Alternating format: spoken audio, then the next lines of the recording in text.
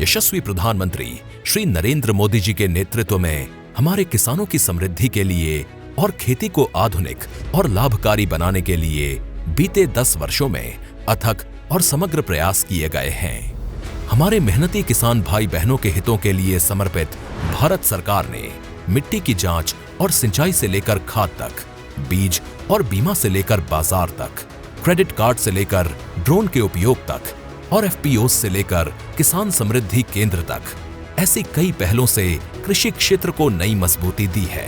आज हमारी सरकार का हर निर्णय, हर नीति विकसित भारत को समर्पित है और विकसित भारत का बहुत बड़ा आधार हमारे किसान हैं। किसानों को सशक्त बनाने की दिशा में आज कई बड़े कदम उठाए गए हैं। इसी दिशा में किसानों को सशक्त बनाने और उनकी मेहनत व समर्पण को सम्मान देने के उद्देश्य से शुरू की गई प्रधानमंत्री किसान सम्मान निधि योजना ने 6 वर्ष पूरे कर लिए हैं। ये योजना विश्व की सबसे बड़ी डायरेक्ट बेनिफिट ट्रांसफर डीबीटी योजनाओं में से एक है।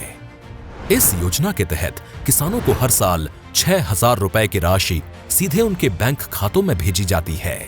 अब तक करीब 3.5 लाख करोड़ रुपए की राशि सीधे किसानों के बैंक खातों में ट्रांसफर की जा चुकी है, जिससे उनकी आर्थिक स्थिति मजबूत हुई है।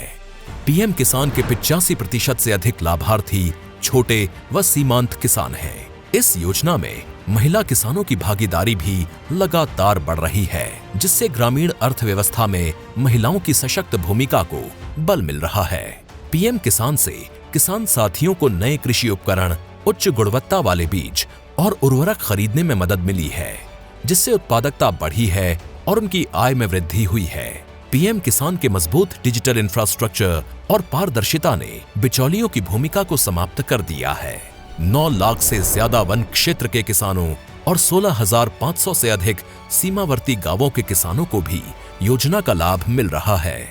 कृषि और किसान कल्याण को प्राथमिकता देते हुए केंद्र सरकार ने अन्नदाता को उनकी उपज का उचित मूल्य दिलाने के लिए गत 10 वर्षों में 20 लाख करोड़ रुपए से अधिक की राशि से एमएसपी पर गेहूं, धान, कपास, दलहन और तिलहन फसलों की खरीद की है। इतना ही नहीं, 12 लाख करोड़ रुपए की उर्वरक सब्सिडी से किसानों को उचित मूल्य पर पर्याप्त और गुणवत्ता वाले उर्वरक की उपलब्धता सुनिश्चित की है, जो भारत सरकार की सतत प्रतिबद्धता को दिखाता है।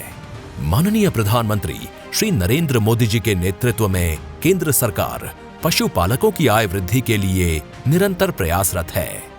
इन्हीं सभी प्रयासों के कारण आज भारत विश्व में दुग्ध उत्पादन में प्रथम स्थान पर है। साथ ही पशु रोगों की रोकथाम के लिए मुंह और खुरपका रोग यानी एफएमडी के 100 करोड़ से अधिक टीके लगाए जा चुके हैं।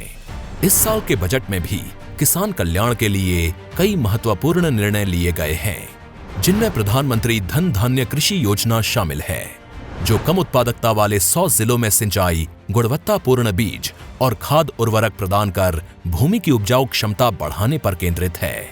इसके अलावा कपास उत्पादकता एवं दलहन आत्मनिर्भरता मिशन के तहत किसानों को अधिक उपज, उचित मूल्य और निर्यात के अवसर उपलब्ध कराने का लक्ष्य है।